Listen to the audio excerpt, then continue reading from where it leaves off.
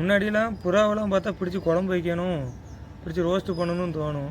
ஆனால் இப்போ இவங்களுக்காக காலையில் எழுந்துச்சி மாடி வந்து உட்காந்துட்டு கிளியெல்லாம் பார்த்தா பிடிச்சி கூண்டில் வச்சு வளர்ப்போம். நல்ல ஞாபகம் இருக்குது சின்ன வயசில். அதாவது சைக்கிளெல்லாம் போயிட்டு ஒரு மரத்தில் கிளி இருக்கா அப்படின்னு சொல்லி டீமை போய் பார்த்து வருவோம். இப்போ டெய்லி இப்போ கிளி புறா எல்லாம் நம்ம வீட்டு மாடிக்கே வருது. இவங்களுக்காகவே காலையில் எழுந்துச்சி நான் மாடியில் வர வேண்டியதாக இருக்குது. அதாவது எப்படி சொல்ல, 8 மணி நேரம் இழுத்து போட்டு தூங்கிட்டு கிடப்பேன். இப்போ கரெக்டாக 6 மணிக்கு முழிப்பு வந்துடுது. அவனு வந்துடுவானு மேலே போய் சாப்பாடு போடணுன்ட்டு. கேமராவை நான் பின்னாடி திருப்பி காட்டுறேன், எவ்வளோ அழகாக சாப்பிட்டுட்டு இருக்கான்னு மட்டும் பாருங்கள்.